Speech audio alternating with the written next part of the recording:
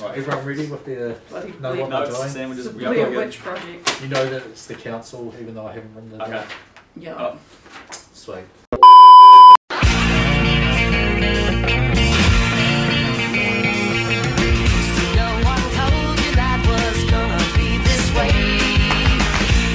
Alright, welcome, week 18 of the closeout, 1-8. Yes. 18. 8.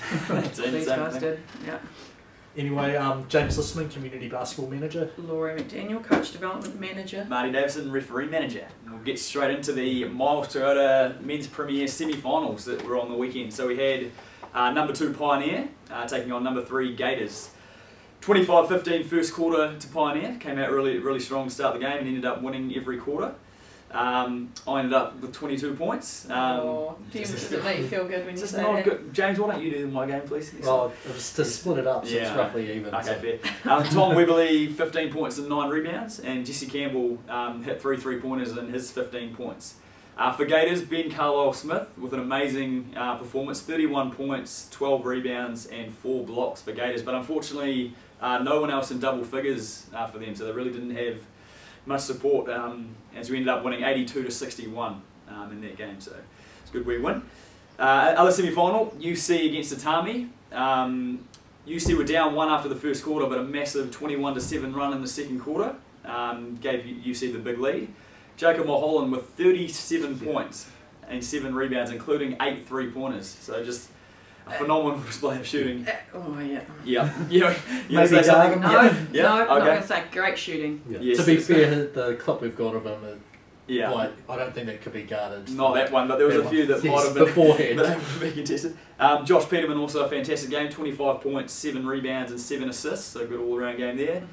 For Atami, Derek Albertson with 24 points and 8 rebounds, and Paul McFarlane 15 points and 7 rebounds. So UC 100 to Atami 70 to book their spot on the final next week. Again, that's another team with triple digits in a club game. It's happened quite a lot this year, It's isn't good, it's good. Yes. I enjoy the scoring. So anyway, that sets up, as Marty said, the Miles Toyota Men's Premier Final on September the 14th. The matches up 1 versus 2, and also the 2 past winners, UC in 2018 and Pioneer in 2017. So one of those teams will be 2 out of 3 regarding it. UC obviously looking for back-to-back. You guys to try and split it. Get back in there, one every second year.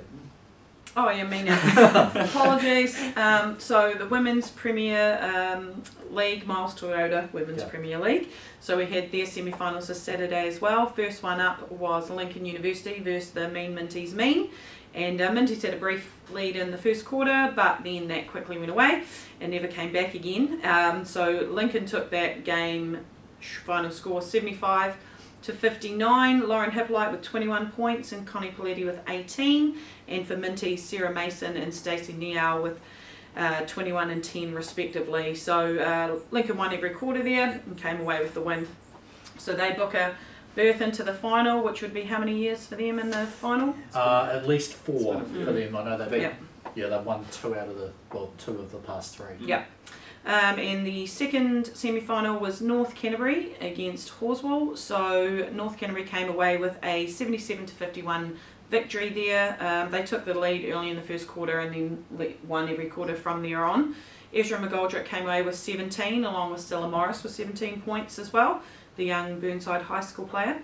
And for Horswell, we had Alice Sproat with 12 and Emily Baker with 11. So the final on Club Finals Day will be Lincoln University versus North Canterbury, which was last year's final. And the year before. And the year before. So this is 3 in a row, and they've both split those as well. So North Canterbury last year, Lincoln the year before. So again, similar to the men's, a chance for one of the teams to go 2 out of 3. But not often you see the same 2 teams meet 3 times in a row. No, indeed it is not. So also got to congratulate all the other grades that we have playing on Senior Finals Day, September the 14th. You can see them here. Most of the grades have now been finalised, but there's a couple men's under 20A grades that we're still waiting to have finalised. Brilliant. All right, on to Marty's Minute. So today, this clip that we had prompted us... There's some serious notes there. Yeah, there's a few in there. Should I just get rid of them? Yeah. Bring it. So this clip brought in great discussion around the office, and also managed to phone up Mel at Basketball New Zealand and have a good chat about it as well. So green player drives to the basket, makes the layup, and as he sort of makes the layup, he falls sort of out of the play a bit, and as the black player is trying to inbound the ball, green player sticks his hand into the guy passing it in and makes quite a bit of contact on the arm of the player. So the out of bounds player. The out of bounds guy passing the ball in. So technically, we could use here, there's a few different options we could go by depending on the spirit of the game and how the feeling is and sort of in the game. So as referees, a lot of people think the refereeing is quite black and white, but for us we have to sort of manage situations in games that could be maybe one thing could happen this way, one thing could happen this way. But we also always have the rule book to fall back on as well, which is always handy. So a common sense approach would be, a minimum here would be to stop the game and then provide the player with a delay of game warning for delaying the inbound pass by putting his hand over the line and making that contact. So that would be the minimum of what we'd do in this situation. This would happen as well on a throw in from the sideline, same sort of thing, just any sort of inbound pass would have to do. So basically they fouled the inbound. Yeah, basically yes. So it doesn't happen obviously very often, but that's something that's happened in this situation. So the second one would be, so technically by rule, this is not really in the spirit of the game. Like when someone's trying to pass the ball in, it's not really part of basketball. So if we did give a technical foul here for that, I think there's no real argument can be had by the players, as long as we explain to them, hey guys, this is not in the spirit and intent of the game. This is a technical foul for delaying the game on the inbound. We could give a technical foul there. And if say the contact was excessive or very hard contact, so as the guy passed the ball and I came over with a chainsaw and completely took the guy out of the play, this would be an unsportsmanlike foul, because again this is not in the spirit of the game again, and because the contact is excessive and hard, we'd give an unsportsmanlike foul and the player would go down the other end and shoot 2 shots and they would have the ball back. Possession back as well from there. So again, three sort of outcomes from this one situation, but again, common sense is something that we need to use when we're refereeing, and if we did feel that, hey, maybe the guy, as he went through, just brushed it out, didn't really do it on purpose, or he didn't... just a warning. Just a warning would be the delay of game. If you think that, hey, this is not in the spirit of the rules, you could give a technical foul there, and if it was excessively hard, we could go on unsportsmanlike. So yeah, a little bit of a situation from Sunday's game. Thanks, mate. Cool. Yeah. Good job. You have to get to more Sunday. Yeah. There's a lot of stuff like that. A lot of stuff goes on the Sunday, it seems.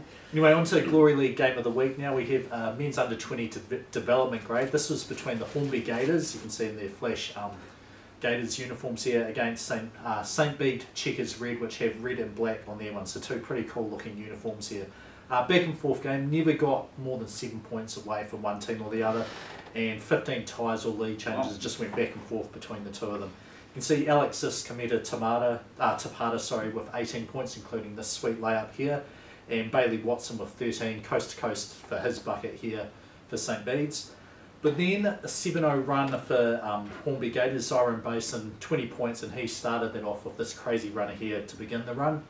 And then Sam Abella hit the go-ahead 3 here, giving him 16 points on the game, and that capped off the 7-0 run. And I think it's the coach on the sideline, but at least a very, very supportive supporter going pretty crazy there.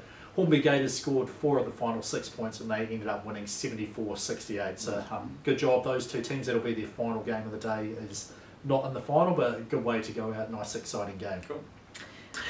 The Tall Blacks have finished their World Cup campaign on a high with winning their last 2 games. The last one against Turkey. You'll see some highlights here, some excellent dunks going on. Really tight win there for New Zealand, 102-101. So great score and good composure to pull out the win there. They finished 19th officially at this tournament, but that win qualifies them to attend one of the Olympic qualifying events that will take place later. I think it's next year, isn't it? Yeah. So well done, Tall Blacks, tukaha, good job. Yeah, definitely. And highest scoring team in the tournament, at least through that game, and Corey Webster #1 going into it. We'll see once the whole tournament finishes where that stacks up, but definitely did us proud. He was on fire that whole tournament, the way he was shooting. Did he lead points per game? Yes, he was. Yeah, so we'll have to see. Obviously, the top 8 still have some extra games, so someone could. But yes. Awesome. Right, on to the high school wraps from our tournament week we had last week. So Middleton Grange and Christchurch Girls High did an awesome job and won the South Island AA Premierships up in Nelson. So they booked their ticket up to Palmerston North at the end of the month for the Chick National Championship. We had 9 Maccas Thompson Trophy and Whelan Trophy teams qualify for nationals from 12 spots, which is pretty impressive for Christchurch. Yep. Getting that done. So congratulations to Cashmere, Shirley boys, Rangiora girls, and Middleton and Stack, who have both boys and girls teams attending the tournament. So great job there. In the A qualifying, so the small schools, our Thompson Trophy Div 2 champs Cathedral ended up finishing second. And they're joined by Hillmorton and Hornby boys, with Hornby girls and Ellesmere College joining them also up in Palmy North for the single A champs. Who won the boys?